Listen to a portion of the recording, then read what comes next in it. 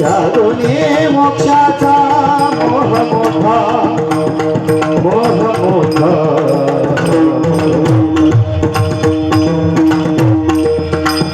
या दोन्ही मोक्षाचा मोह मोठा या दोन्ही मोक्षाचा मोह मोठा दोन्ही मोक्षाचा मोह मोठा मोठा मोह मोठा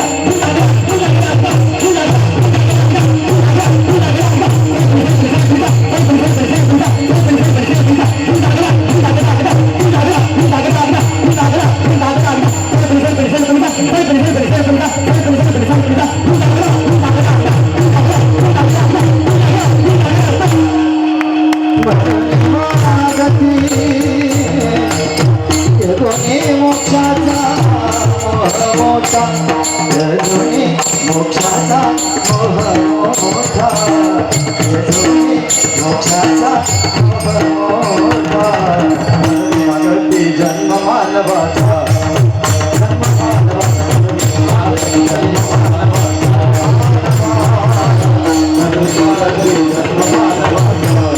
जन्म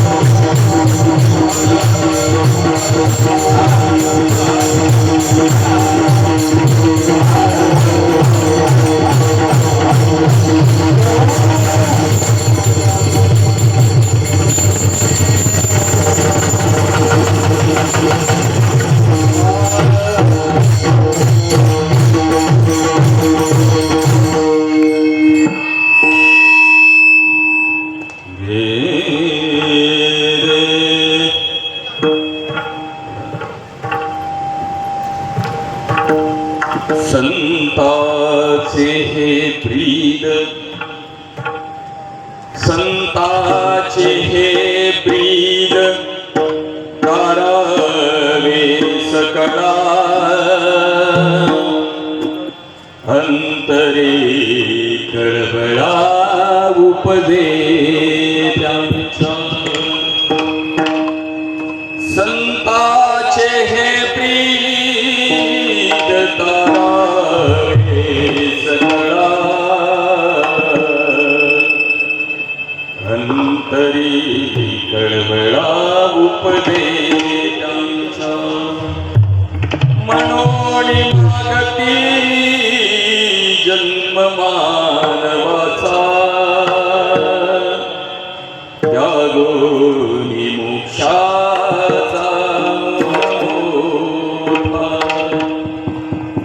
ऐसे संत जाना अवतरती कोठे सत्पुरुषांच पेठे जांचे घरी म्हणून मागती जन्म मानवाचा त्यागोनी मोक्षाचा मोह मोठा बसवलिंगाईसी सांगत से मात बसवलिंगाईसी सांगत से मात तेथे विश्वनाथ वास करी म्हणून मागती जन्म मानवाचा त्यागोनी मोक्षाचा मोठा नमस्कार माझा पार्वती शंकरा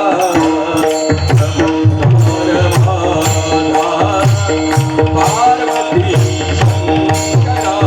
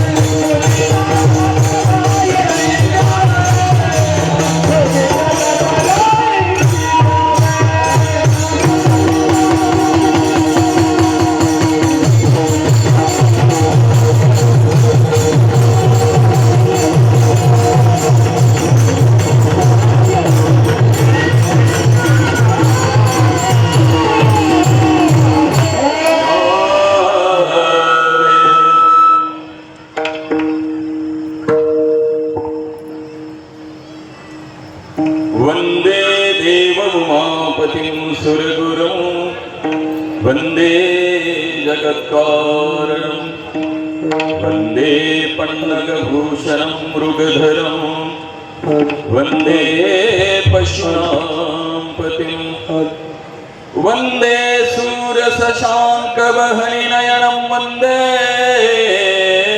मुकुन्दप्रियं वंदे भक्तजनाश्रयं च वरदं वंदे शिवं शङ्करं बसवं भक्तिगे मूलं बसवं कालङ्गे कालननुपमशीलं बसवं जङ्गमलोलं बसवारक्षिपुरेनुसङ्गन बसवा श्रीसंगन बसवा संताचे हे ब्रीद तारावे सकळा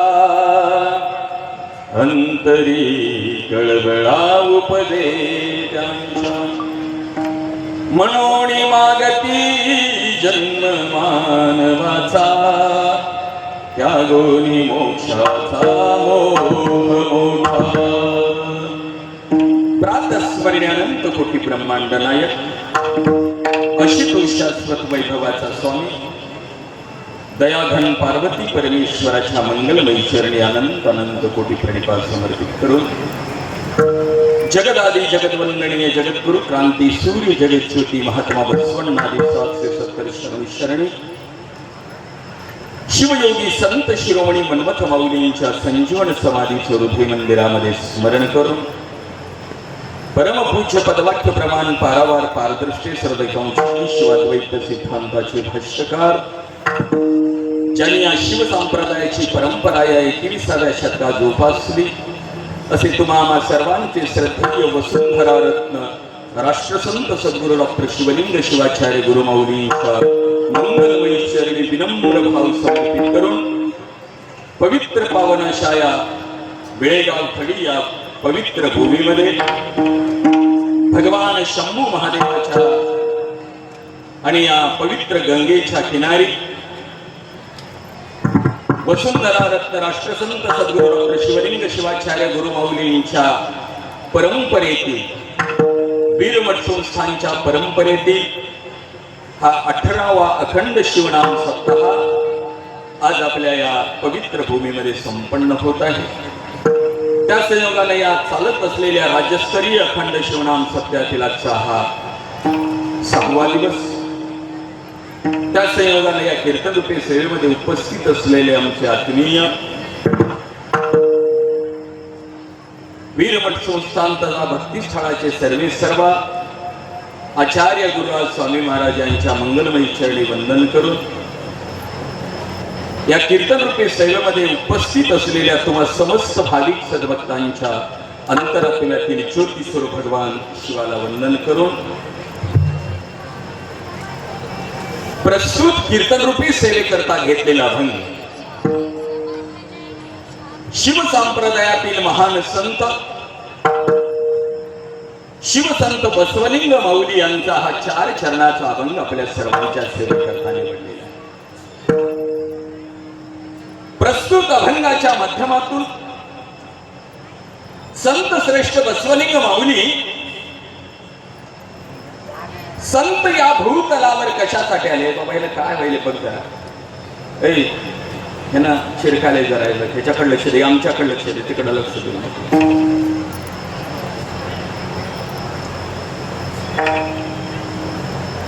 संत या भूतलावर का आले तुम्ही आम्हीही जन्माला आलो संतही जन्माला आले संत काय आबाळातून पडले नाही बघ का फक्त तुमचा आमचा जन्म आहे आणि संतांचा अवतार काय आहे अवतार संतही जन्माला आले आपणही जन्माला आलो संतांचं जन्माला येण्याचं कारण काय आणि आपलं जन्माला येण्याचं कारण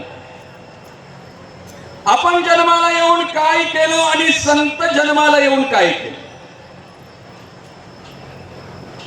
आपला जन्म आणि संताचा जन्म आपलं कार्य आणि संताचं कार्य शिवसंत बसवलिंग माऊली या अभंगातून निश्चित करतात की संत म्हणजे नेमकं कोण. संत म्हणजे नेमकं कोण, संत कुणाला म्हणावं, अवघड आहे ना प्रश्न. माऊली सांगतात ज्याच्या दयेला अंत नाही, ज्याच्या करुणेला अंत नाही, ज्याच्या प्रेमाला अंत नाही, त्याचं नाव संत आहे. दया तिथे संत आहे. कुठे आहे? जिथं दया आहे तिथं संत. आणि म्हणून संताबद्दल बोलत असताना आम्हाला एक वेगळी आमच्यामध्ये एक संताबद्दलची प्रतिमा निर्माण झालेली. संत म्हणलं की तुम्हाला काय वाटतं? आमच्यासारखे भगवे कपडे घातलेला, जटा वाढवल्या, नाहीतर कपडे तर काढून ठेवला, तुम्हाला कसला संत वाटतं? तुम्हाला संत तुम्ही कुणाला म्हणता? असे भगवे कपडे घातलेला, नाहीतर जटा वाढवलेला, बोट नख पायापर्यंत नख वाढलेले, दाढी वाढलेले, 6 महिने 10 वर्ष आंघोळ न केलेला, डोसक्यात लिका झालेला, डोसकं खाजवाल्याला त्याला तुम्ही संत म्हणतात. आमची संतांची भाषा, संत समजण्याची भाषा वेगळी आहे. आम्हाला संत कळाले नाही. आणि ज्या दिवशी तुम्हाला संत कळतील ना, त्या दिवशी तुम्हाला जगात कुठं जायची गरज नाही. आणि म्हणून संत तुम्ही ज्याला तुम्ही संत म्हणताना, कबीरदासाने त्याला संतच म्हणले नाही. जटा बडाई, जटा बडाई बहुत चढाई. येतात ते कुंभमेळ्यामध्ये. आपला कुंभमेळा वेगळा, तिकडला कुंभमेळा वेगळा. लोक म्हणतील महाराज असं काय म्हणाले. तुम्ही जाऊन बघून आला. जटा बडाई बहुत चढाई कहते जामे सिद्धा. स्वतःला शुद्ध साधू म्हणतात. काय म्हणतात? शुद्ध. कहता जामे सिद्धा. कबीरदास म्हणतात सिद्धन की तो बात न जाने बालपण से गधा. अरे बाबा, तो सिद्ध नाही, लहानपणापासूनच त्याला गाढव आहे. संत हे बाह्यरंगाने नसतात, संत हे अंतरंगाने असतात. आणि म्हणून संत आम्हाला ओळखता आले पाहिजे. एक व्यक्ती काय केला, आप्पाकडे आला, आमच्या आप्पाकडे राष्ट्रसंत. लोक आप्पाकडे खूप लोक आले बरं का. कोण काय समस्या घेऊन येईल काय नाही काय सांगता येत नाही. पण संताला, गुरुला, महात्म्याला काय विचारावं ते कळलं पाहिजे आम्हाला. आमचा जन्म गेला, अजून आम्हाला संताला, गुरुला काय विचारावं कळत नाही. काही लोक येतात, महाराज आमचं लग्नच महिना गेले म्हणजे आमच्या मुलाचं. आता महाराजाचं झालंय का तुमच्या मुलाचं? काय आमच्या मुलीचं लग्न महिना म्हणजे एकतर पठ्ठ्या आला आपाकड, आणि आपण आमची म्हैसच दुधी नाही. आपण म्हणजे घेऊन मी चालायला जातो रानात म्हणजे. आणि तुमच्यासारख्या माय मावल्या ती पोळीची असेल तर आमच्या कपिलारपद यायची यात्रेची बैठक होती पालापुरी. आपण आम्ही सगळे बसलो होतो. एक तुमच्यासारखी माय मावली आली आणि ते महाराज कुबेराचं चित्र आणलं होतं. कुबेराचं चित्र आम्ही पदयात्रेची चर्चा करायला, विचार करायला, मध्येच बोलायले आप्पा आप्पा. आता काय आपण म्हणले काय म्हण काय म्हण. आम्ही महत्वाचं विषय चालय याच्यामध्ये आप्पा आप्पा. आपण म्हणले काय म्हण. पण काय नाही आप्पा. आणि हो का हे लक्ष्मीचं चित्र आणले म्हणजे. आणि कुठं लावू म्हणली. कपाटाला लावू का दरवाजाला लावू. आप्पा रागा म्हणजे लाव तुझ्या कपाळाला म्हणजे. संताला काय विचारावं हे कळालं का आम्हाला. आपण आमचे सांगून गेले, माझ्या वयाचे 104 वर्ष गेले, पण जीवनाचा स्वात्म कल्याणाचा विचार कोणी मला येऊन विचारला नाही. स्वात्म सुखाचा विचार कोणी मला विचारला नाही. आनंदी जीवन जगण्याचा मार्ग मला कोणी विचारला नाही. जो आला तो संसारातली दुःख घेऊन आला. आणि म्हणून काय विचारतील काय बोलतील असं काही सांगता येत नाही. आणि मग त्यावेळेस आप्पाकडे असं सगळं चाला आणि आप्पाला म्हणाला आप्पा म्हणजे बोल बाबा काय. मला एक म्हणायचंय म्हणजे आप्पा, तुम्हीही माणूस आहात मीही माणूस आहे. आप्पा म्हणजे बरोबर आहे, माणूसच आहे मी, तुम्ही माणूस. पण मला एक सांगा, आपण दोघं सारखेच आहोत म्हणला त्याने. काय म्हणला? आपण दोघं सारखे. आपण म्हणले तुला काय म्हणायचंय? मला एवढंच म्हणायचं, आपण दोघे सारखे आहोत. कशा दृष्टीने सारखे आहोत?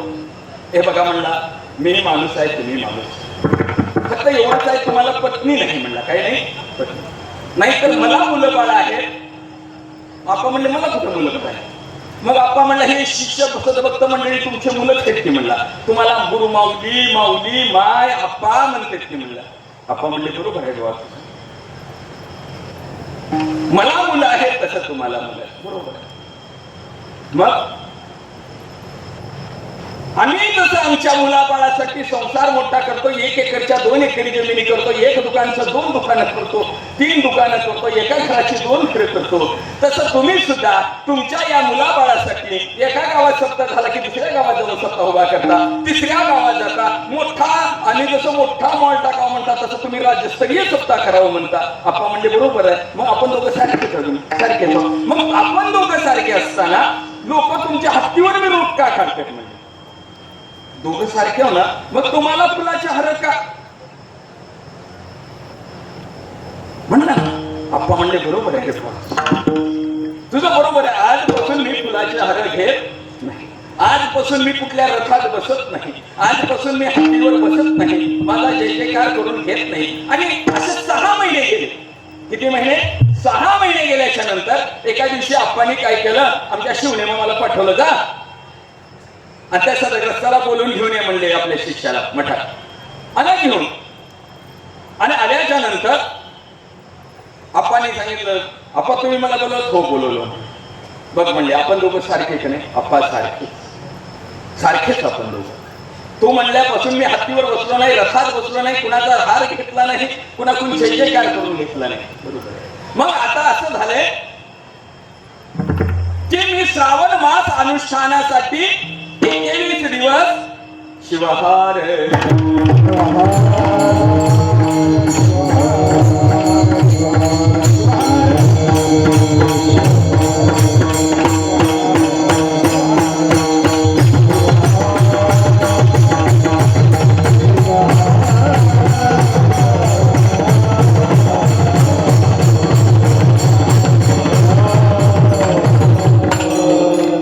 आपण काय सांगितलं?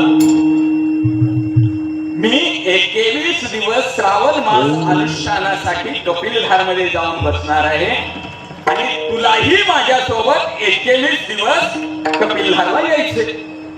त्यानं म्हणला, आप्पा मला कसं जमतंय? काय म्हणला? मला कसं जमतंय? आप्पा म्हणले आपण दोघं सारखे म्हणल्यावर मला जमतंय, म्हणल्यावर तुला जमायला? आप्पा माझं दुकान आहे, मी कसं सोडू? माझे एवढे लाखो सप्ते सोडून चालू आहे, मग तुला तुझे 2 दुकानं सोडायला काय?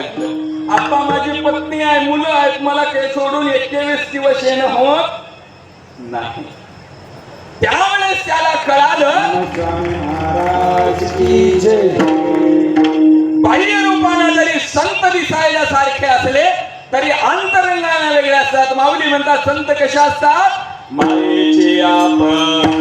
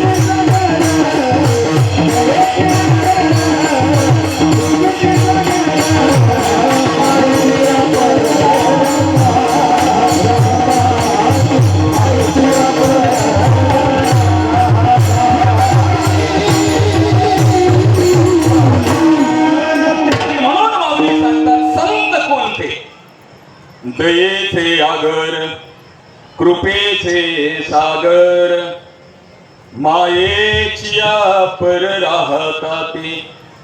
जे मायेच्या पलीकडे असतात, ज्यांना माया स्पर्श करू शकत नाही, ते संत असतात. आणि आमच्या राष्ट्रसंताला माया स्पर्श करू शकली नाही. राष्ट्रसंताला मायेनं मोहपाशात अडकवू शकली नाही आणि म्हणून ते संत झाले. आणि म्हणून संताबद्दल विचार करत असताना पुन्हा नेमकी सोप्या पद्धतीमध्ये सांगतो, संत म्हणजे बाहेर कुठे नसतात, संत आपल्यामध्ये असतात. संत म्हणजे स्वतःपेक्षा दुसऱ्याचं कल्याण व्हावं. संताची जात म्हणजे आपलं वाटोळं झालं तर झालं, पण दुसऱ्याचं चांगलं झालं पाहिजे असं ज्याची मनस्थिती आहे, असं ज्याला म्हणतात त्याला संत म्हणतात. ज्याला दुसऱ्याचा आत्मा जाणता आला तो महात्मा होतो, कुणी नाही, बरं का. आणि म्हणून कुणी जाणला, जाणला तयाने हो गरीबाचा आत्मा, विश्वाला तारणारा ईश्वर महात्मा. जाणला तयाने हो गरीबाचा आत्मा, विश्वाला तारणारा ईश्वर महात्मा. अन्यायाची लढणारी, लढणारी, लढणारी, लढणारी, लढणारी, लिंगायत धर्माची जपण करी, लिंगायत धर्माची जपण करी, लिंगायत धर्माची जपण करी. ईश्वर कीर्ती जपण करी, लिंगायत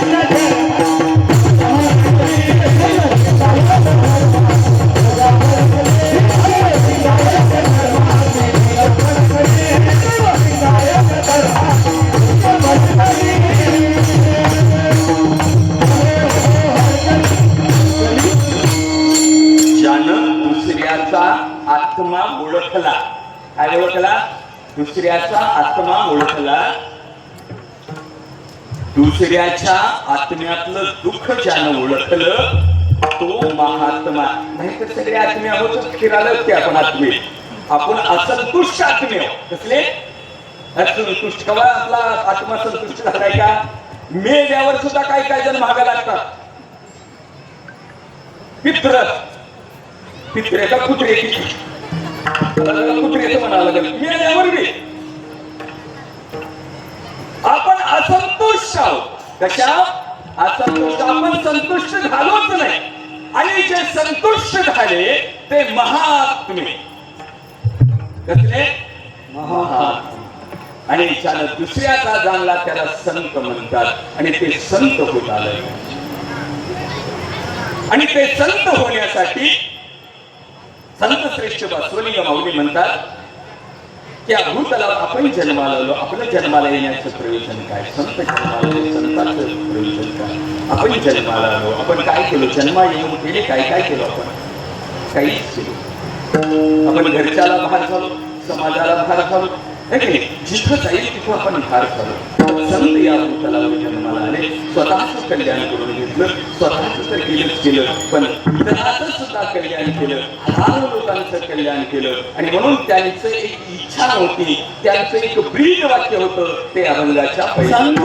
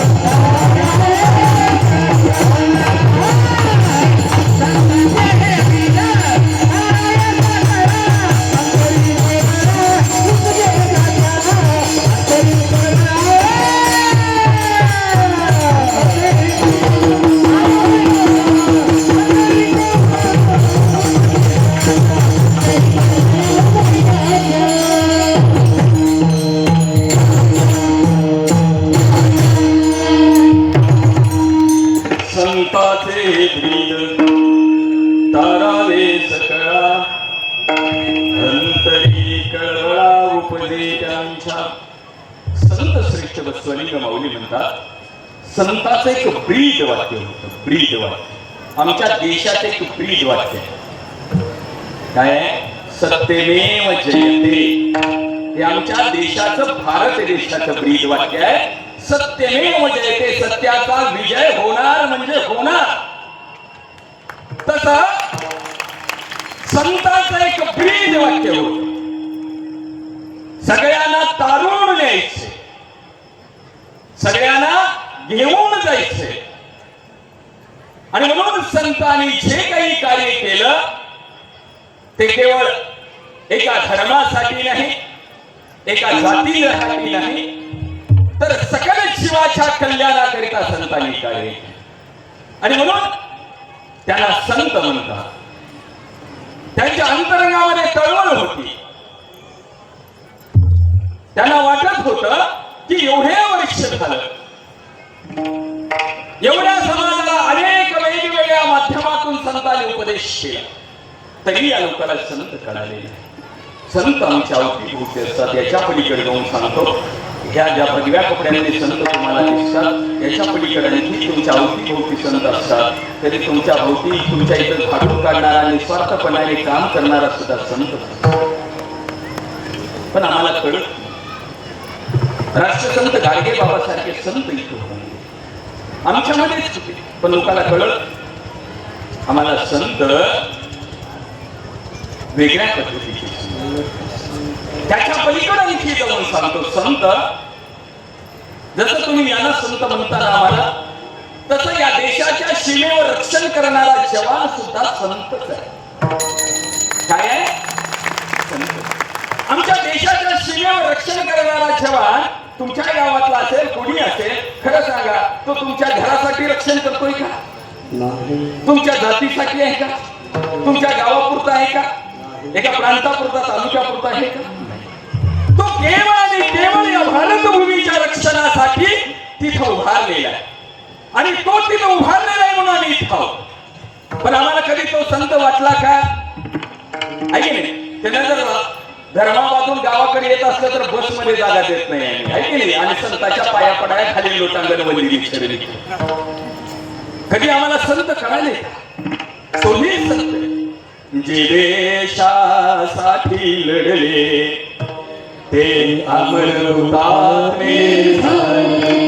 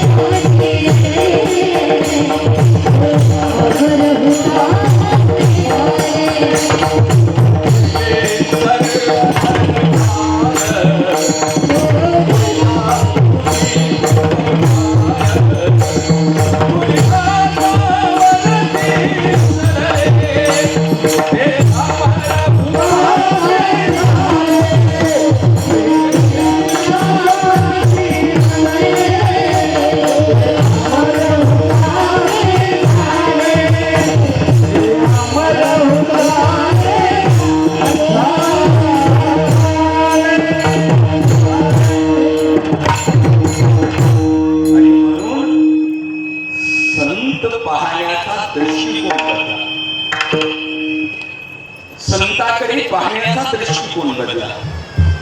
त्यामुळे आम्हाला संत कळणार. संतांच्या अंतरंगामध्ये तळमळ होती.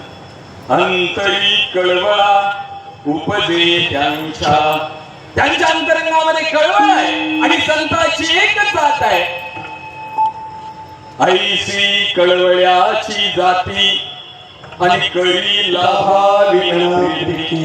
जिथं स्वार्थ नसताना प्रेम करतात ना ते संत आहे. काय? जिथं स्वार्थ नसताना. आणि आमचं कसं असते, आपण कुठे जातो खरं सांगावं, कीर्तनाला चाल म्हणायला मिळाली तर काय घेऊन बरं आपलं बरोबर का लोकांचं बोलणे खाल्लं खाल्लं कोणतं दगड मारेल. आपलं आपलं बोला, आपली बैठक असते का बाबा भेट होते कसं असते महाराज.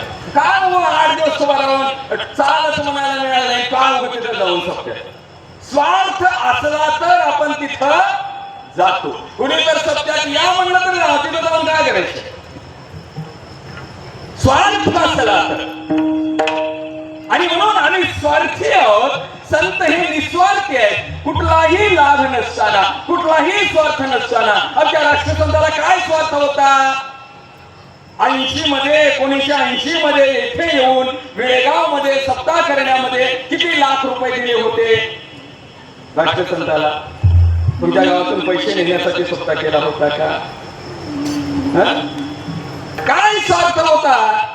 गावोगावी पायी जाऊन डोक्यावर पेट्या घेऊन राष्ट्रसंतांनी सप्ते उभा केले. गावोगावी जाऊन कीर्तनकार तयार केले. उभारले आजारी अज्ञानी असणाऱ्या माणसाला उभा केलं. उठ रे बोल. ही ताकद, ही संतांची ताकद. एखाद्याला उठलंय आपा आज इथं कीर्तनकार चालत कर तू कीर्तन. कोण म्हणायचं. आपण. आणि म्हणून आपला देह झिजून आता तो सगळं आमचं सोपा आहे, भाग्यवान आहोत. असला मंडप पण कूलर आणि गाड्या आहे की नाही. त्या 80ला आपण ताटव्या उभा करून स्वतः केला होता म्हणजे ताटवे. आणि हे सगळं आज हे वैभव आम्हाला दिसतंय हे संप्रदायाच्या माध्यमात. म्हणून आपण स्वतः कंबर बांधली, स्वतः उभारले कीर्तनाला. म्हणून कीर्तनकार साधा समजा जाऊ नका बरं का. कीर्तनकाराला नाव ठेवण्याच्या अगोदर स्वतःची पात्रता बघत जा. कीर्तनकार होण्यासाठी या टाळकऱ्याचे पाये दाबावे लागतात. पाये कोणाचे. या टाळकऱ्याचे. सवा कीर्तन कळतं बरं का. उभं येऊन कोणाला बी 4 दिवसात ज्याला गुरु महाराज गुरु म्हणायचं माहित नाही त्यानं जर येऊन कीर्तनकाराला जर सांगणं ते आम्हाला जमत नाही. आमचं माझे केस का उन्हाळा पांढरे झालं नाही तर कशानं उन्हाळ्यात पांढरे झालं नाही तर. 25 वर्ष झालं मी समाजामध्ये काम करतो. किती वर्ष झालं. 25 वर्ष. आज येऊन कोणी गाडीत बसून जर आम्हाला कीर्तनकाराला कमर बांधणाऱ्याला नाव ठेवत असेल तर आम्ही बी कमी. आम्ही राष्ट्रसंतांचे उत्तराधिकारी. केवळ आणि केवळ समाजाच्या विकासाकरिता. किती देतात कीर्तनकाराला खरं सांगा जाऊ द्या. किती देतात. आता निलंग्याहून इथं यायला जायला 5,000 रुपयाचं तेल लागते. देतात किती. होय मी इकडे आलो की कलदुर्गीला इकडल्या भागात आलो.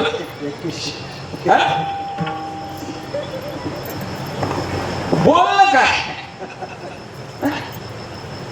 ते साधी गोष्ट आहे. सगळं सोडून येऊन कुणाच्या केवळ राष्ट्रसंताच्या एका शब्दावर. राष्ट्रसंतांनी सांगितलं धर्मप्रचारार्थ कार्य करायचं. अहो माणूस मिळणार 800 रुपयांच्या गाडीवर ड्रायव्हर यायचं म्हणलं तर 800 रुपये महाराज किती आहे. 800 रुपये मागायला गाडीला नुसतं घेऊन जायला. आणि अशा परिस्थितीमध्ये सुद्धा केवळ समाजामध्ये धर्म जनजागृती व्हावं. माझ्या राष्ट्रसंतांनी घेतलेला होता. माझ्या राष्ट्रसंतांनी 104 वर्ष कुणासाठी. तुमच्या आमच्यासाठी. किती वर्ष. 1-2 वर्ष नाही महाराज. 104 वर्ष काय केलं. ध्येयासाठी देह झिजविला. ध्येयासाठी देह झिजविला.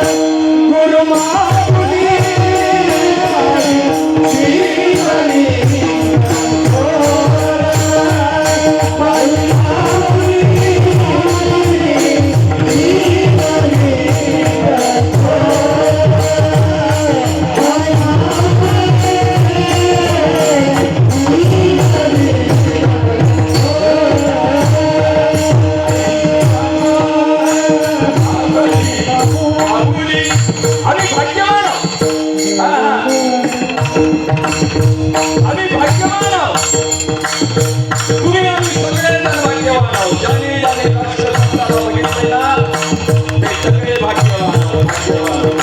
आणि महात्मा बसवेश्वराला पाहिलं आणि शिवयोगी संत शिरोमणी मनोहररावजीला पाहिलं. पण त्यांनी न केलेलं कार्य 12व्या शतकामध्ये महात्मा बसवेश्वर 16व्या शतकात माझ्या मनोहररावजीने केलेलं कार्य आणि ते कार्य पूर्ण करण्यासाठी आपलं संपूर्ण जीवन वयाची 104 वर्ष तुमच्याकडे दिलं. काय त्या माऊलीचं ते, काय त्या माऊलीची वाणी. आणि ती जर माऊली आम्हाला भेटली नसती ना तर आपला आपण करावी. आणि म्हणून स्वतःला भाग्यवान समजायचा.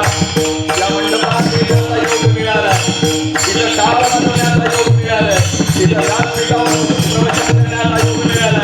आणि त्याचं केवळ जर श्रेय असेल तर माझ्या राष्ट्रसंताला.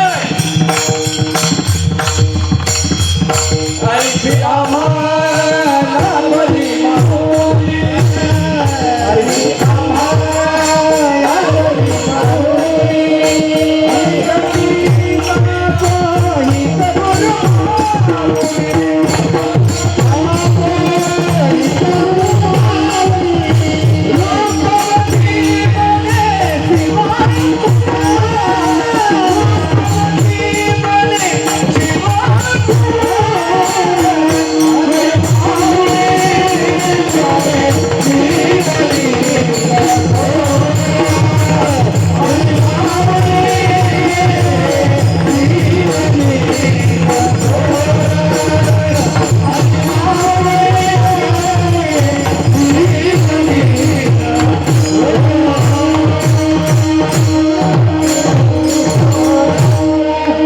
ठिकाण त्यांचे आहे राजूर.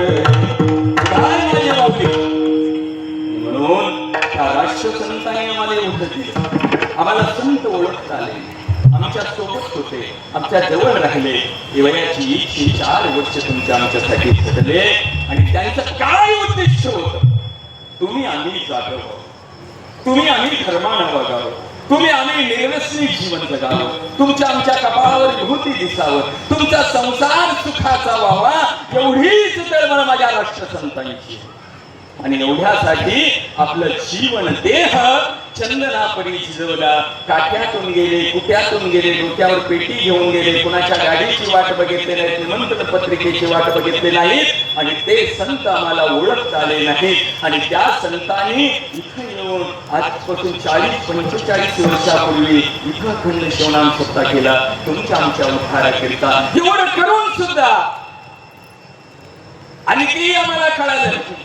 आम्हाला संत राष्ट्रसंत आणखी कळाले नाहीत. काही काही लोकांना आणखी राष्ट्रसंतांची आलेली सुद्धा आहे काही काही लोकांना. पण एक लक्षात ठेवा, तुम्ही संत होऊ शकता पण राष्ट्रसंत होऊ शकता. संत या जगाला हवे, संत या जगाला, संत या जगाला हवे, संत या जगाला, जीवनी गुरु संत हवे या जगाला, जीवनी गुरु संत हवे या जगाला, संत या जगाला, संत या जगाला, संत या जगाला, संत या जगाला, जीवनी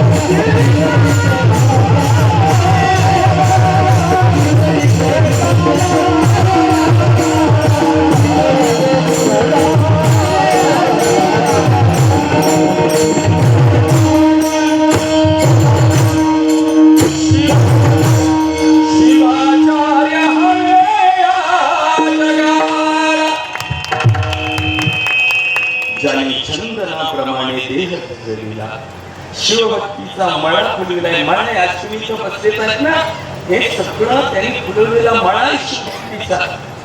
तुम्ही मळ्यात आलेले फुलात हे तुम्ही स्वतःला कमी समजू नका. हे राष्ट्रसंत आहे.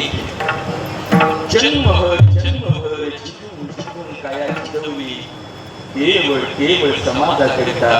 कोणत्याही गावामध्ये जा, कधी जा, कोणी जा, पा आमच्या गावाला येतो की येतो की मग सप्ताह काय कर सप्ताह कर मग येतो. अंगठी घाल म्हणल्यावर येतो म्हणले नाहीत आमच्या आप्पा. धोंड्याचा महिना आहे की नाही, येतो म्हणतात की आहे की नाही. धोंड्याचा महिना आहे, अंगठी असलं तर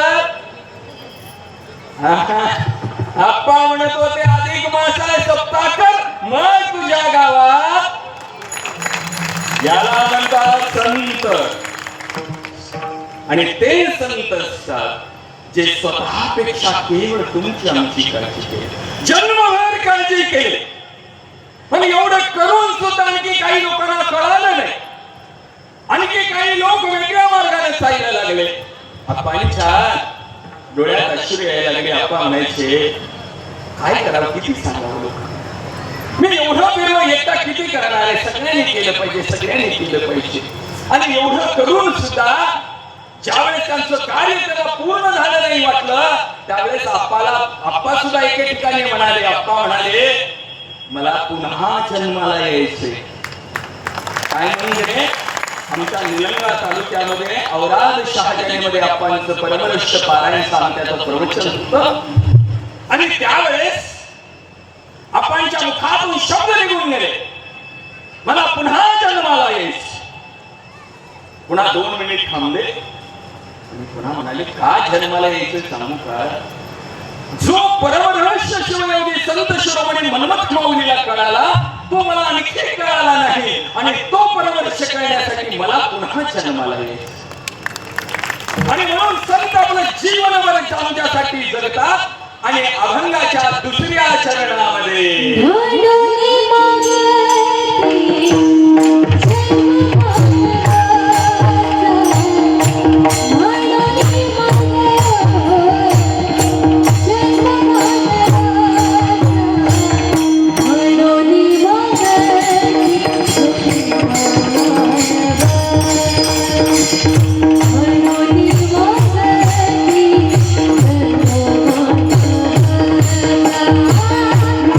Hare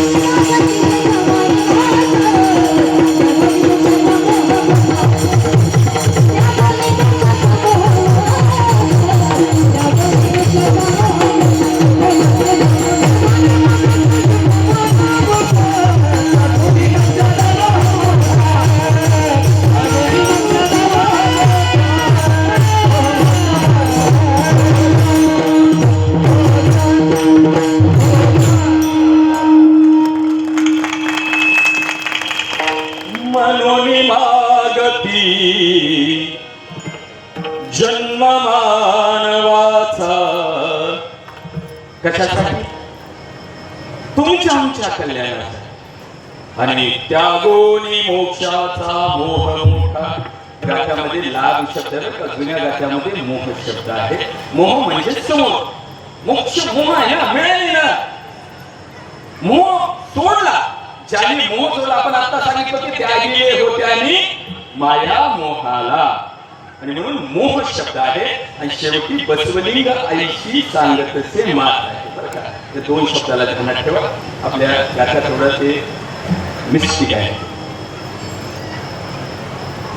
माऊली म्हणतात संत पुन्हा जन्म मागतात. पुन्हा पुन्हा जन्म पाहिजे मला जन्म दे रे. तुम्ही आम्ही जन्म मागायला लागलो. आपणही मागायला लागलो.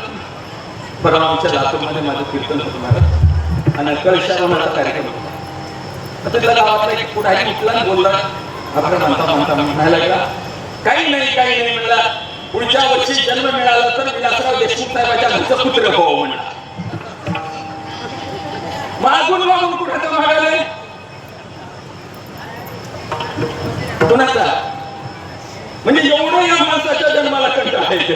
कारण इथं सगळे फुटबॉल आणि जन्म मागायला देवा आता लई कंटाळा आला. किती दिवस कापचं येतं, किती दिवस शेतात करावं, किती दिवस असत म्हणावं. देवा पुढच्या वर्षी जन्म द्यायचा ना चांगला एका पुढाऱ्याच्या घरी, एखाद्या मंत्र्याच्या घरी, एखाद्या संत्र्याच्या घरी, सावकार्याच्या घरी किती दिवस चालव. आपणही मागलो. पण आपला जन्म मागण्याचं कारण वेगळं आहे. संतांचा जन्म मागण्याचं कारण वेगळं आहे. संत वेगळ्या कारणासाठी जन्म मागत आहे. आपण वेगळ्या कारणासाठी. एखाद्या वेळेस देव संतांचं ऐकेल, आपलं ऐकेल का नाही माहिती नाही. आपण मागण्यासारखं देवाला ऐकण्यासारखं आपण केलं तरी नाही. इकडं बघा, इकडे कोणतं पीक जास्त घेतात? सोयाबीन. सगळीकडे सोयाबीन. आता सोयाबीन पेरलो, एका बॅगला सरासरी किती 4 क्विंटल 5 क्विंटल 8 क्विंटल 10 क्विंटल उतार येते की नाही? आता एका शेतकऱ्याने एक बॅग सोयाबीन पेरला या वर्षी आणि एका बॅगला 1 क्विंटलच उतार निघाला. पुढच्या वर्षी सोयाबीन पेरता होता नाही का? उतार दिलं, त्याने काही उत्पन्न दिलं, ते काय कामाचं तर तुम्हाला तसं कळणार नाही. एका गावामध्ये काय झालं, एक धुणे भांडी करणारी बाई होती. मोलकरी लोकांच्या घरी कामधंदा करणारी. दररोज लोकांच्या घरी काम करायची आणि आपला उदरनिर्वाह भागवायची आहे. त्याच्यामध्ये सुखी होती, काही दुःख नव्हतं, मस्त करायचं जीवन. आणि एके दिवशी काय झालं, त्या मोलकरणीच्या घरी तिच्या माहेरची परिस्थिती चांगली होती. परिस्थिती चांगली होती, पण कर्मधर्म सेवकांना तर तिच्या नशिबाला बेवडा नवरा मिळाला ते बिचारी काय करणार. लोकांच्या घरचं काम धंदा करून आपलं जीवन घालत होतं. आणि एके दिवशी तिच्या माहेरी तिच्या भावाचं लग्न होतं. आणि भावाचं लग्न असल्यावर भाऊ काय केलाय, मूळ पत्रिका घेऊन आपल्या बहिणीला द्यायला. आणि बहिणीला द्यायला आल्याच्या नंतर दुपारची वेळ होती. दुपारी मूळ पत्रिका घेऊन आला. आता लोकांच्या घरी धुणे भांडे करणारी अचानक दुपारी घरी भाऊ आलाय. आता भावाला काहीतरी चहा करावं, दूध करावं म्हणून काय केली. आता ती मोल करेल, तिच्या घरी कुठलं दूध लोकांच्या घरी मागून आणलं आहे की नाही. आपण शेतकरीच पाठीचं दूध खायला आणि ती मोल करेल कुठलं खाणार आहे की नाही. आपल्याला नाही का शेतकऱ्याकडे कोणाकडे गाई म्हणजे त्यानेच पाठीत वाटायचं. पाठीतच आहे, सगळं पाठीवरच चाललं. कधी कोणतं पाकिट घेते काय सांगता येईल. आपण दुधाचं पाकिट तिने मागायला बाजूला सावकारी नव्हती. दररोज काम करणारी, दररोज तिच्या घरी काम करणारी, सोने भांडी करणारी तिच्याकडे दुपारच्या वेळेला गेली. आणि दुपारच्या वेळेला गेल्यावर म्हणजे सावकारी बाई त्यामुळे काय थोडं दूध द्यायची म्हणजे. आता सावकारीचा रोजचा संबंध होता, घरेलू संबंध होता. आणि सावकाराने मजा करत म्हणून बरंच आता तुला एवढं खरं उन्हाचं चहा प्यायचे तर लग्न म्हणजे आता आणि असल्या उन्हाचं चहा प्यायला आली असं म्हणजे तुला तर रोजचा संबंध असल्यामुळे मजामध्ये बोलली. तिने म्हणली नाही हो सावकारीने मला कुठं चहा प्यायची सलग पहिला. मग नाही माझा भाऊ आलाय आणि भावाला चहा करायचा म्हणून तुमच्याकडे दूध मागायला. मग सावकाराने चल विचारलं कसं काय आलंय भाऊ. काही नाही माझ्या भावाचं लग्न आहे आणि त्याची पत्रिका घेऊन. आता सावकाराने आणखी तिची मजा घ्यायला सुरुवात केली. दररोजचा संबंध थोडं हसी मजाकमध्ये करता करता आणि आता काय तुझी मजा म्हणली, भावाचं लग्न, भावाच्या लग्नात तूच कारभारी म्हणली, भावाच्या लग्नात तूच काय म्हणतात त्याला, करवली म्हणतात, करवली करवली काय आमचा काय संबंध नसते, ती तुमचीच कलवरी. ते कलवरी काय तुम्ही काय कलवरी म्हणजे आता भावाच्या लग्नात तुझ्याशी घरचा पाय हल्ला, काय तुझी मज्जा म्हणजे आता काय आलेल्या तुझ्या भावाच्या बायकोला बस म्हणले की बशीची उठ म्हणले की उठते, काय तुझी मज्जा, असं विनोद करायला लागले. कसं मोलकळीने बारीक सावकारी कशाला गरीबाची तुम्हाला माहित आहे ना माझी परिस्थिती. अहो आमचे असे मालक रोज दारू पिऊन येतात, तर रोज घरामध्ये भांडण असतं. आमचं घर चांगलं कुलवंताचं घर, श्रीमंताचं घर, चारित्र्यवानाचं घर आहे. आमचं नशीब याच्यात येऊन दरवाजाला पडले आणि भावाच्या लग्नामध्ये मी जाणं म्हणजे आमच्या घरच्याचा अपमान करण्यासारखं आहे, आई वडिलांचा अपमान करण्यासारखं आहे. अहो जावं तरी कसं जावं? अहो एकच बघायला म्हणजे दोन भिगाच्या साड्या देऊन मी तुमची एक दुसऱ्याची असं लोकांच्या मागून साड्या देवते आणि भावाच्या लग्नात असल्या साड्या देऊन जाऊन माझ्या आई वडिलांची इज्जत घालवतो. म्हणजे नाही म्हणजे सावकारी आलाय आता उद्या त्याला चहा पाजून पाठवते. सावकारीने दयाळू होती, संतांसारखी कनवाळू होती. सावकारीने म्हणजे अगं रडायला काय झालं, रडू नको, तुझा भाऊ काय, माझा भाऊ काय, तुझ्या भावाचं लग्न काय, माझ्या भावाचं लग्न काय, रडू नको. नाही मग सावकारी कसं जावं लग्नाला? गप म्हणले, दूध आणली आणि थांब म्हणली, घरामध्ये गेली आणि परवाच मकर संक्रांतीला त्याच्या मालकाने सावकाराने 25,000चा बनारसी शालू आणला होता आणि तिने म्हणली, तुझ्या भावाचं लग्न काय, माझ्या भावाचं लग्न काय, शालू घे जा आणि तुझ्या भावाचं लग्न झालं की तू मला आणून परत दे. संतांसारखी करणार सावकारींचे आभार म्हणायला गेले. माय तुमचे किती उपकार आहे, तो किती उपकार आहे, काय काय म्हणून तुमचे, तुम्ही मला किती पदराखाली घेता. ते म्हणजे तसं काही समजू नको जा म्हणले. गेली चहा केला भावाला आणि भावाला म्हणले बघ काय कर, आपल्या बाजूला सावकारी नाही, त्या सावकारीला पण पत्रिका त्यांना पण यायला सांग. मोठे लोक गरीबाच्या लग्नामध्ये आले ना आपल्यासारख्याच्या, आपल्याला छान वाटते, लोक आपल्याला वाहवा करतात आणि म्हणून तो सावकारीला निमंत्रण दे. सावकारी माझ्या खूप जवळचे आहे. तर ठीक आहे, गेला कोणी पत्रिका घेऊन आणि ताईला म्हणाला, सावकारी ताई तुम्ही माझ्या बहिणीसारखे आहात आणि तुम्ही माझ्या लग्नाला यावं असं आग्रहाचं निमंत्रण आहे तुम्हाला. सावकारी नाही म्हणाले, आग्रह केला, नाही आलंच पाहिजे, तुम्ही आलंच पाहिजे. तिने म्हणजे सांगितली येते पण मला जास्त वेळ थांबता येणार नाही, मी लग्नाच्या वेळेस येईल. त्याने सावकारीला माहिती होतं, कधी सांगतो मी हळूच सांगतो बरं काय. मोठ्या लोकांनी गरीबाच्या लग्नाला जातात, कुणाच्या गरीबाच्या.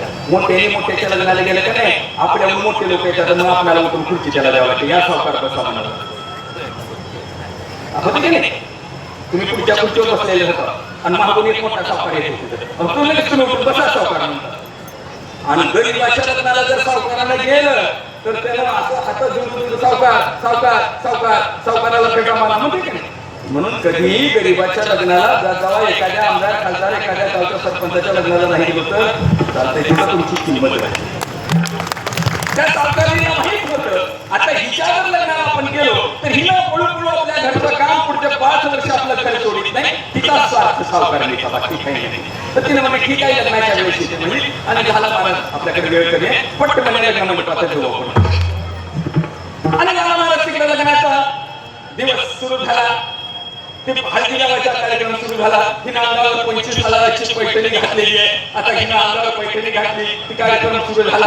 ते नवरदेवाला हळद लावायचं, ते लावायचं कार्यक्रमात ती गेलेली. मग हिनं काय केलं, ते वाटीत तेल घ्यायचं, असं करून नवरदेवाच्या अंगाला लावायचं आणि ती हातात पुसाय तिला माहित नाही एक नॅपकिन सोबत ठेवावं लागते म्हणून ती लोकांच्या जवळ धुणे भांडे केलेली. असं करून अंगाला तेल लावली की असं करून मागून असं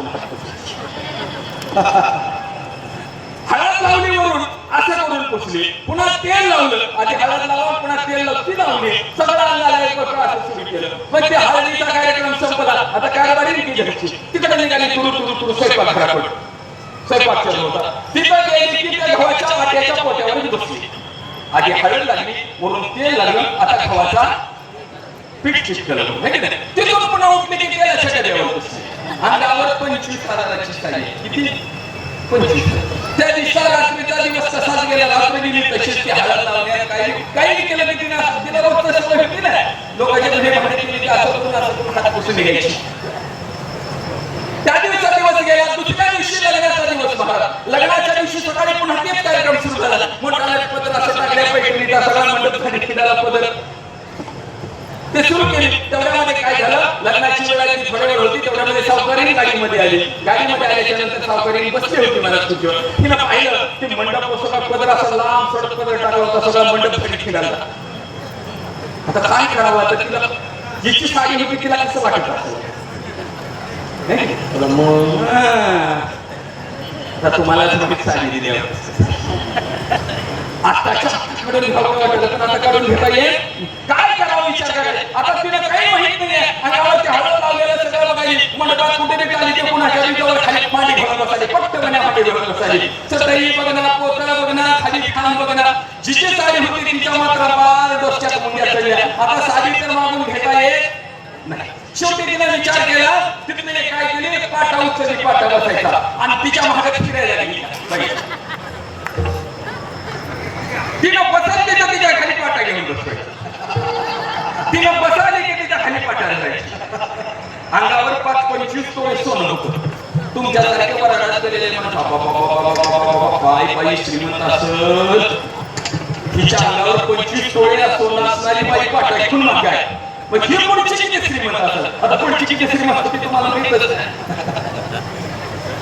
कंटाळून गेली, शेवटी पाटा फेकून दिला. गेली साडी म्हणली बसणार नाही, टाकली लक्षाला लावून ती गाडी सुटली की नीट आहे.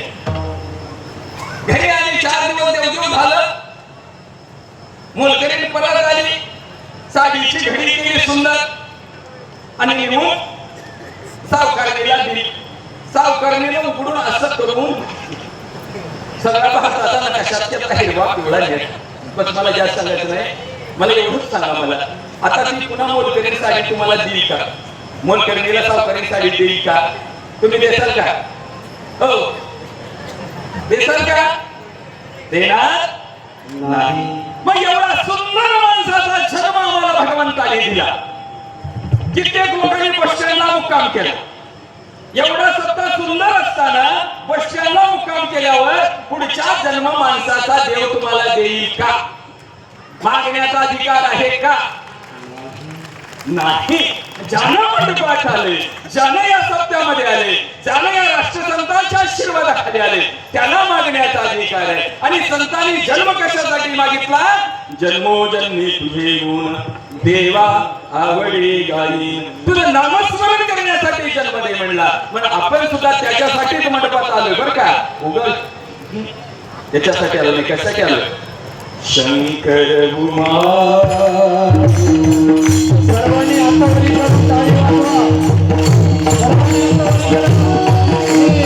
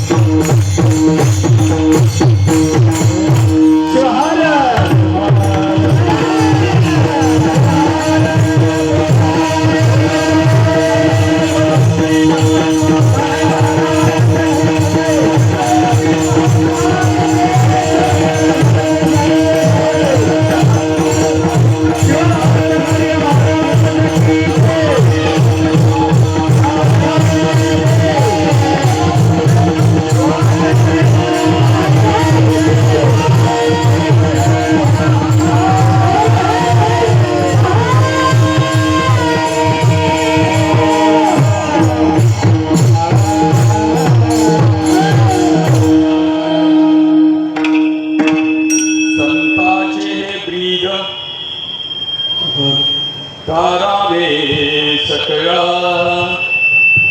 अंतरी कळवळा उपजे त्यांच्या म्हणून मागती जन्म मानवाचा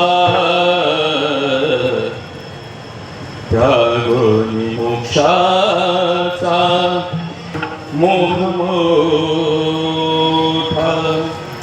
संत श्रेष्ठ बसवलिंग माऊली म्हणतात, ज्यांच्यापाशी मोह नाही, ज्यांच्यापाशी तळमळ आहे, सकळ जीवाचं कल्याण हवं ही तळमळ आहे, ती संताची जात, कळवळ्याची जात. संत म्हणजे कोण सोप्या भाषेत सांगायचं झालं तर गंगेचं आणलेलं पाणी गाढवाला पाजवणारी संताची जात आणि बाटलीत पाणी असून उष्ट केले म्हणजे ती माणसाची जात. कळाला? कलामून सांगावं, नाथ बाबांनी गंगेचं आणलेलं पाणी वाळवंटात तडपडत असलेल्या गाढवाला पाजवलं, दया. आणि आमच्यापाशी बाटलीत पाणी आपणच चिंतन करायचं. मग संत व्हायचं कसा जी गोष्ट आहे. मग कुणी संत म्हणल्यावर जमते का? तिथं सिद्ध आणि म्हणून संत जे असतात याच्या पलीकडे जाऊन समोर संताची व्याख्या. जे संत सिद्ध असतात ते प्रसिद्ध असतील असं नाही, आणि जे प्रसिद्ध आहेत ते सिद्ध असतील असं अजिबात. तुम्हाला काय वाटतं? उगा मोबाईलवर रील्स टाकल्यामध्ये लय मोठा साधू वाटते की नाही? 2च मिनिटाचा कीर्तन रील्स कसं बोलतो? 2च मिनिटाची रील्स. बाबा बाबा महाराज बोलवलं किती दिल्या कीर्तनातलं माती कळल्या त्याला. 2 मिनिटातले रील्स प्रसिद्ध असेल तो सिद्ध असू शकत नाही, आणि जो सिद्ध आहे तो प्रसिद्ध नाही. असे किती तरी आमच्या राष्ट्रसंतांची प्रसिद्ध सिद्ध होते, आमच्या राष्ट्रसंत सिद्ध होते. माऊलीचा परमरहस्य त्यांनी अंगीकारला. त्यांनी कधीही कुणाला चमत्कार सांगितला नाही. कुणी जरी त्यांच्याकडे आलं, दुःख घेऊन आलं, सांगितलं जा. 3 गोष्टी सांगितल्या आमच्या राष्ट्रसंतांनी, 3च. कोणत्या? पहिले शिवपाठ कर, परमर्ष पारायण कर, आणि तिसरी गोष्ट काय सांगितलं? काय? कपिल धारला पदयात्रेला मनमथाच्या दर्शनाला ये. एवढ्या 3च गोष्टी सांगितल्या. आणि या 3 गोष्टीवर एक नाही आज हजारो लोक आहेत. ते चमत्कार नाही. माऊलीने परमरक्षामध्ये सांगितलं तो सिद्ध साधू आहे ना, त्याने तर म्हणलं जा तुझे बरे होईल आणि त्याशी मी देणे लागेल. ज्या सिद्ध साधूने एखाद्याला म्हणलं ना जा तुझं बरं होतंय, त्याच्यासाठी भारी कपड्यातला भारी गाडीतला ससावा लागतो, फाटक्या कपड्यातलं साधन म्हणलं बाय तुझं बरं होतंय म्हणल्या. आणि आमच्या राष्ट्रसंतांनी तेच सांगितलं, जा माऊलीच्या दर्शनाला. म्हणून माऊलीला सांग मला मूल पाहिजे, मला आधार आहे. अशा कितीतरी उदाहरण आहेत. आमचे शिवभक्तीकारांनी मारुती महाराज नेळे, त्याला डॉक्टरने आधार सांगितला. आधार अप्पाकडे घेऊन आले फाईल आणि सांगितलं अप्पा नको फाईल. अप्पांनी त्याच्याकडे बघितले. आम्ही तुला काय वाटायला म्हणजे नाही अप्पा डॉक्टरने सांगितलं तुम्ही जो शब्द सांगताल तो मान्य. अप्पाने फाईल बाजूला फेकून दिली आणि जा काही होणार नाही तुला सांग म्हणले. आजही तो माणूस निस्वार्थपणाने कीर्तन करीत फिरतो. कॅन्सर सारखा आजार सांगितला होता. केवळ एका सिद्ध साधूच्या दर्शनानं स्पर्शनानं जा तुझं बरं होईल म्हणणारा हा संत अवलिया संत म्हणजे आमचे राष्ट्रसंत. हजारो लोक आहेत. कितीतरी उदाहरण सांगू. अजून सांगतो चला 2च मिनिटात बाकी सांगतच नाही का. नांदेडमध्ये एक उदाहरण आहे. कपिलधारच्या अनुष्ठान होतं. आम्ही संध्याकाळी त्या वर बसलो होतो माडीवर आणि अनुभव सांगणार मी काय गप्पा सांगणार चमत्कार सांगणार. एक भोकर करला व्यक्ती होता. त्याने आमच्यासोबत बसला आणि तच बसल्या बसल्या गप्पा मारत आप्पाच्या माझ्यावर लई करायचं मला म्हणजे काय झालं काय काय सांगावं म्हणलं आप्पा तुम्हाला मला 3 मुली आहेत म्हणलं किती 3 मुली मोठ्या मुलीचं लग्न झालंय 5 एकर शेती आहे म्हणलं 1 वर्ष लग्न झालंय आता तो जावाई रोज मुलीसोबत भांडण करायलाय मारायलाय माझ्या हिश्श्याची जमीन मला काय दे घेऊन दे बापाकडून भांडण करायला आणि मग हा व्यक्ती सांगितला मी एका दिवशी आप्पाकडे गेलो अजून 2 मुलीचे लग्न राहिले मी गरीब परिस्थितीत काम करून खाणारा माणूस आहे ह्याला जर आता दिलो तर हे पुन्हा अजून माझ्या मागे लागणार आहे आप्पाला विचारा म्हणून आप्पाने म्हणजे काय झालं आप्पा मला 3 मुलीच आहेत आणि जावा याचं भांडण करायला मुलगा नाही का ऑपरेशन केलंय का काहीच नाही जा त्याला सांग 1 वर्षाला देतो म्हणा किती वर्षानं 1 वर्षानं आणि पुन्हा 1 वर्षानं त्याला स्वतः सांगितलं भोसांगाला कीर्तनाच्या गादीवर खोटं बोलणाऱ्यापैकी त्यानं स्वतः सांगितलं 1 वर्षाच्या नंतर मला मुलगा झाला वाटणी मागायचं काय चमत्कार नाही जा ही ताकद त्या संतांमध्ये होती ती माझ्या आप्पामध्ये होती आणि म्हणून असे संत कुठेही जन्माला येत नाही अभंगाच्या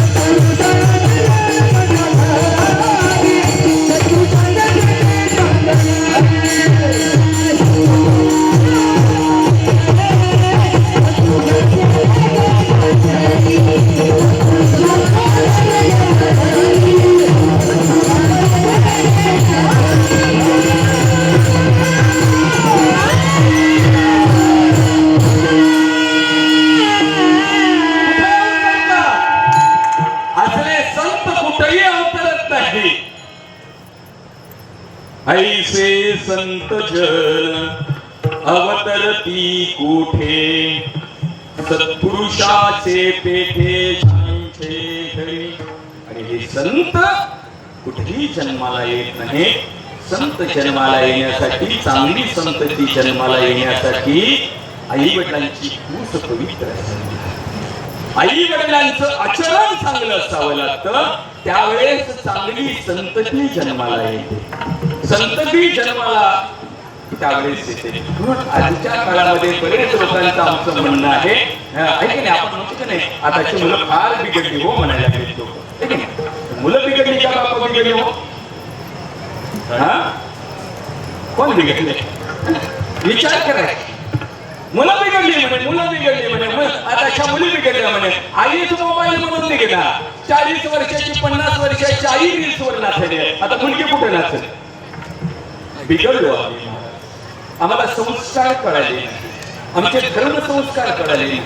नाचण्याबद्दल आमचं काही मत नाही, पण जिथं नाचायचं तिथं नाचत नाही, नको तिथं भरपूर नाचायचं. नाचायचे ना कुठे नाचलं पाहिजे? शिव. इतके दिवस पाठवा की देवाचं नाव घेता, नको तिथं नाच. तुमच्या पोटी चांगलं जन्माला वाटायला ना, स्वामी विवेकानंद, राष्ट्रसंत मन्मथ माऊली, ज्ञानेश्वर माऊली, छत्रपती शिवाजी महाराज तुमच्या पोटी जन्माला वाटतात ना, मग त्याच्यासाठी तुम्ही जिजाऊ व्हायला शिका, त्याच्यासाठी तुम्ही माता पार्वती व्हायला शिका, चांगले संस्कार शिका. माऊलीने सांगितलं वडील रात्र जन क्रिया टाकतो निरंते तैशी ठेवत.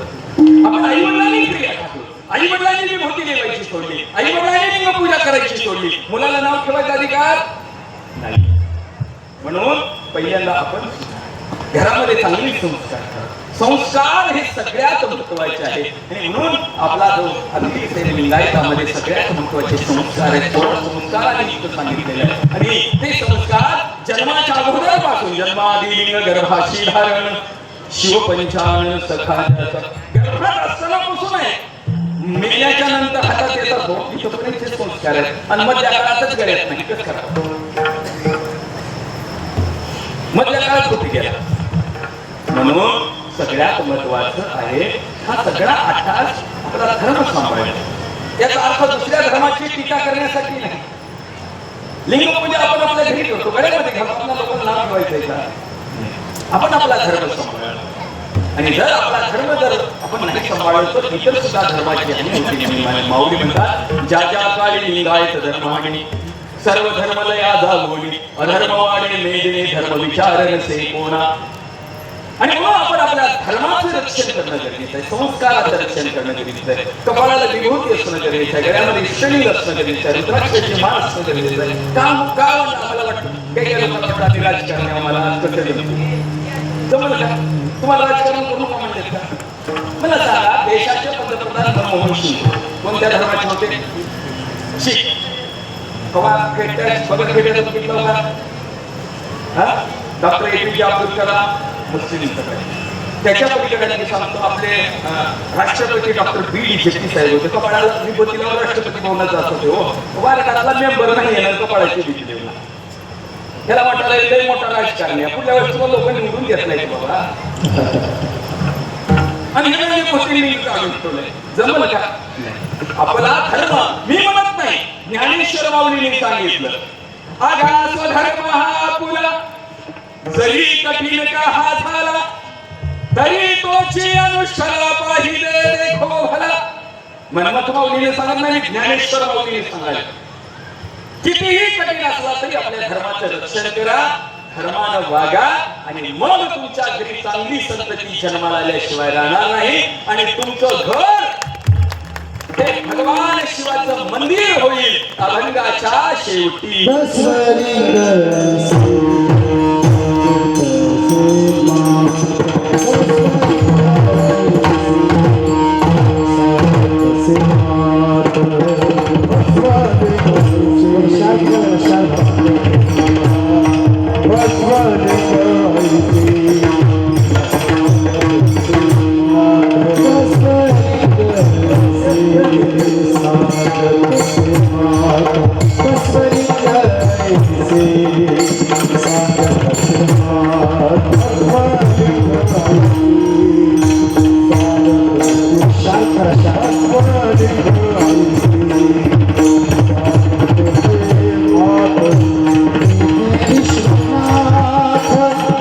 वास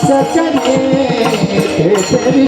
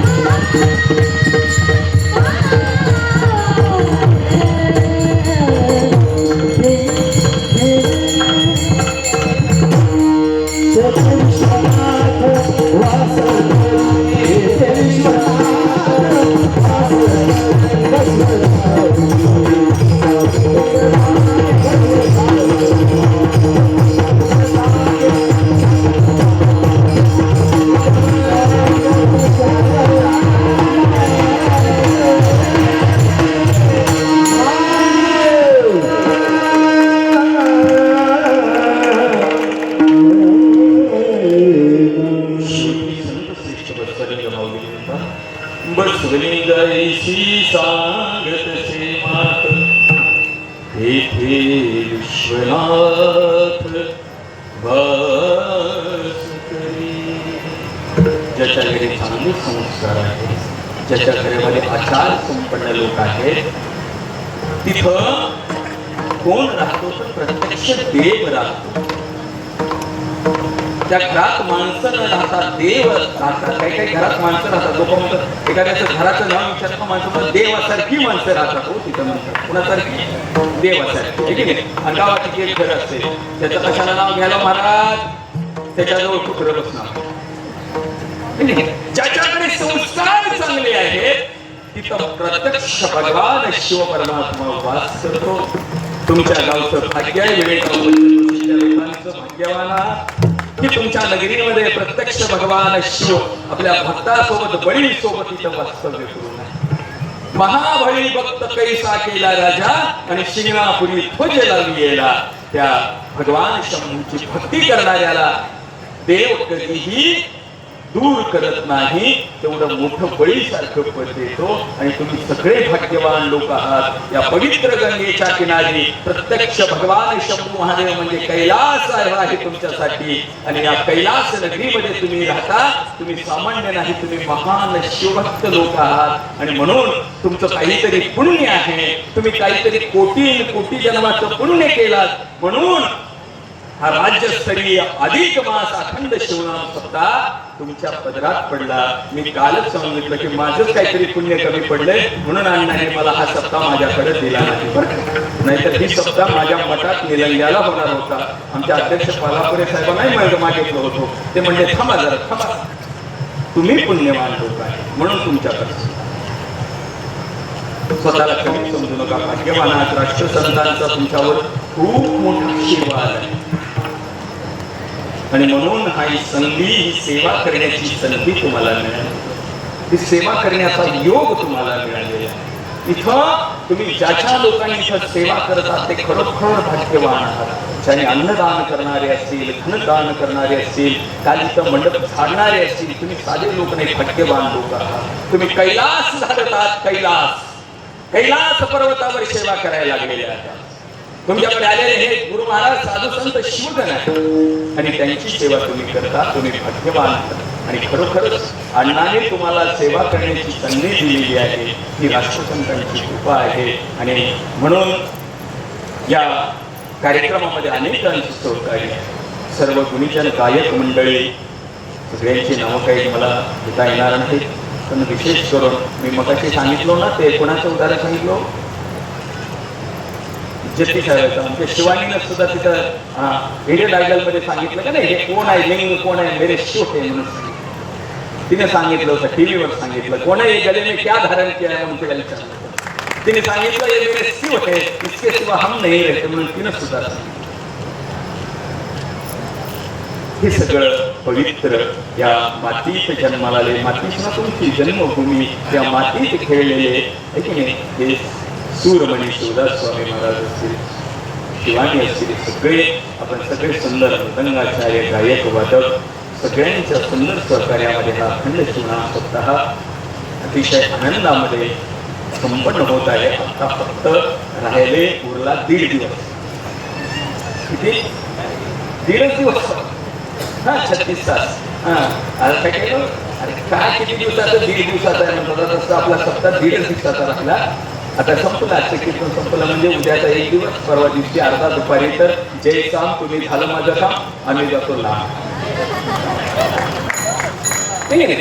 परवा दिवशी आपले भेट होणार आहे. खरोखरच आपण सगळे एवढे प्रेमाने इथे करतात. इथे सर्व संयोजक मंडळी किती कष्ट करते, किती मेहनत घेते आहे, पावसामध्ये उन्हामध्ये, केवळ तुमच्यासाठी आमच्यासाठी. त्यांचं करावं तेवढं कौतुक कमी आहे. किती 1-1 रुपया लोकांच्या हातापाया पडून गोळा करून आणून एवढं मंडप उभा करणं साधी गोष्ट नाही. आम्ही कार्यक्रम केलेलं, पण हे कार्यक्रम करत असताना एवढे कार्यक्रम एवढ्यामुळेच होतात की भक्तिस्थळाच्या माध्यमातून होणारे कार्यक्रम हे निस्वार्थ भावनेने होत असतात. म्हणून आम्ही नेहमी सांगत असतो की हा जो चालत असलेला जो सप्ताह आहे तो निस्वार्थ भावनेने चालतो. म्हणून असे मोठे मोठे कार्यक्रम अपाचे होतात. कुठल्याही पद्धतीनं भक्तिस्थळ असेल, कपिलहार पदयात्रा असेल, आमचे कपिलहार पदयात्रेचे अध्यक्ष आहेत शिवभक्तीपरायण हनुमंत आप्पा. 50,000 लोकांचं नेतृत्व करतात माणूस. यांच्या एका नेतृत्वावर, यांच्या एका शब्दावर 50,000 लोक जागेवर थांबलं पाहिजे. माझ्यासारख्या महाराज सुद्धा पुढे जायला भाग नाही दिले त्या माणूस तिथं बसलेले, पण एक शब्द सुद्धा बोलत नाही, पण काम मात्र करतो. भक्ती स्थळावर 1,04,00,000 रुपये जमा केले होते. किती? 1,04,00,000. पण खर्च किती होता या माणसाचा? फक्त 100 रुपये. किती? 100 रुपये फक्त खर्च. 1,04,00,000 गोळा करून देताना खर्च किती दाखवला? काय कशासाठी सांगितलं मी? ही जी भावना आहे हे निस्वार्थपणानं कार्य करणारे लोक आहेत, म्हणून हा इथपर्यंत चालत आहे.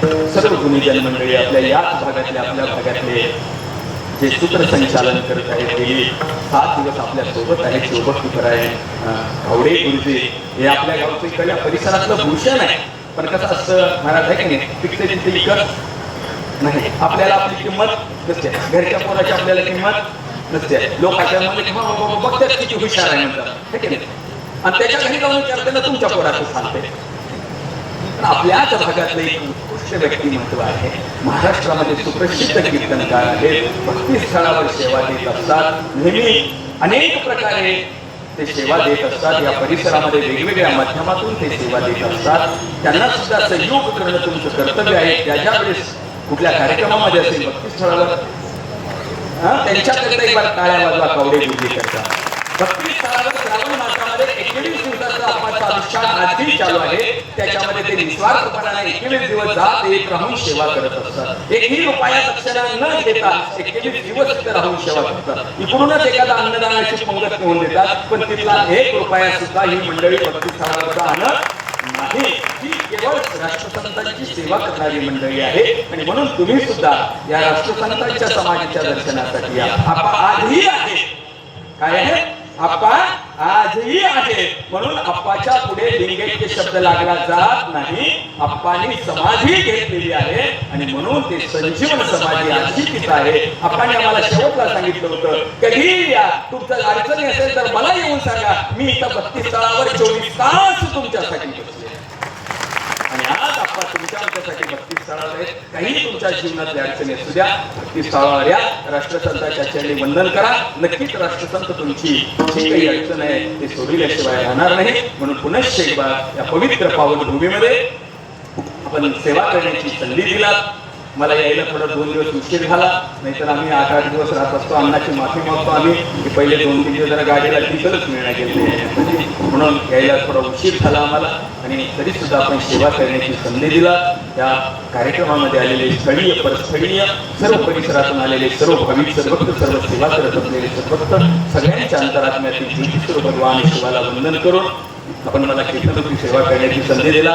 मी जे काही बोललो ते जाणीवपूर्वक बोललो बरं का. मी काही माफी मागणार नाही, मी काय चुकलं म्हणणार नाही. जेवढं बोललो तेवढं मी जाणीवपूर्वक बोललेलो आहे. आणि मला काही याच्यातून घेणं देणं नाही. मला काही तुमच्या वारणातून वारायचं नाही आणि मला काही कीर्तन करावी अशी काही माझी अपेक्षा नाही. मी काय कीर्तनच करत जन्म घालावा असाच काय उपयोग आहे. मी सांगितलं त्याने यायला जायला 5,000 रुपये देतात, 4,500 500 रुपये किशात रेशना काय मग अमृतपर्यंत कीर्तन करायची. त्याच्यासाठी आम्ही आमच्या मठामध्ये एक गुरुकुल सुरू केलेलं आहे. तिथं आम्ही लेकराला शिकवायचे. किती दिवस आपणच म्हणायचं कीर्तन केलं. येणारी पिढी सुद्धा घडली पाहिजे. म्हणून मी जेवढं बोललो तेवढं जाणीवपूर्वक बोललेलो आहे. कुणाला राग आला असला तरी येऊ द्या, त्याच्याबद्दल माझं काहीही दुमत नाही. कुणाला वाईट वाटलं असलं तर वाटू द्या, मला काही त्याच्याशी घेणं देणं नाही. लईच माझा राग आला तर 2 गंगे जाऊन बुटकुळ्या मला माझ्या छापाया पडा आणि मला तर काही म्हणून झालेली सेवा आशुतोष भगवान शिवप्रभूच्या राष्ट्रसंताच्या मंगलमय चरणी समर्पित करून सेवेला विराम देतो.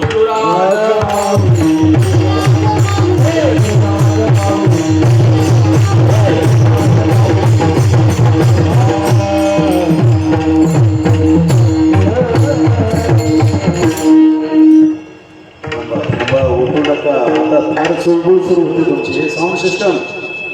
आता काय कोणी करायला त्या कीर्तन शैलीसाठी मी 2 दिवसापासून सांगू लागलो. हे एवढं पॉवरफुल बोलणं कोणाचं असेल तर ते राष्ट्रसंताच्या संगतीत राहिली ती आणि ते संस्काराचं आहे.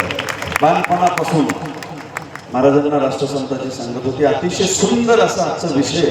संत काय असतात तर आज हुबेहूब राष्ट्रसंत आपल्या डोळ्यापुढे महाराजांनी उभा केलं, त्यांच्यासाठी जोरदार टाळी वाजवा. तदनंतर महाराजांचं कीर्तन चालू होतं, पण त्या मृदंगाची साथ महत्वाची असते. आमचे विठ्ठल गुरुजी ढोकर बसले, खरंच काय त्यांची मेहनत आहे की आकाशातून गारा पडल्यासारखं त्यांचं मृदंग वादन आहे. लोकेश साथ दिलेले आहे, त्यांच्यासाठी टाळी वाजवा. आणि मला तर म्हणायचं आहे शिवदास माऊलीसाठी, आम्ही म्हण ऐकत होतो शंकर पाटील, बाप से बेटा सवयी, लेकिन बाप से बेटी सवयी कुठं बघायचं असेल तर गिळेगाव कधीमध्ये बघायचं. काय शिवानीचं ताना होता, ती मेहनत कोणती असेल तर खरंच पिताश्री माताश्री तसे भेटलेले आहेत, त्यांच्यासाठी एकदा टाळी वाजवा. आमचे बाबू महाराज असतील, मलकापूरकर गंगाधर बापू असतील, हे सर्वजण गायक वादक, हे 3 मूर्ती उभा टाकलेले आहेत चौकदार. यांना दिवसभर चालता येईना पण कीर्तनात नाचू झाले. ही ताकद राष्ट्रसंताची खरंच यांच्या सर्वांसाठी. आणि विशेष म्हणजे एवढं चित्रीकरण अख्ख्या महाराष्ट्र आंध्र कर्नाटकामध्ये दाखवणारे आमचे बद्रीनाथ साखरे, साईनाथजी साखरे, त्यांच्यासोबत आमचे चंदनकर मुस्तापूरकर, आमचे मारुती महाराज पिंपळगावकर, या चौघांसाठी टाळी वाजवा. आपण इथं आहोत पण तिथं दाखवू लागले, ही सुंदर सेवा. म्हणून पुनश्च एकदा तुम्हाला शेवटची चाल मी सांगणार आहे, त्या अगोदर उद्याचे प्रसाद दाते म्हणून थोडंसं जाहीर करतो. उद्या भरपूर प्रसाद दाते आहेत, कारण परमरस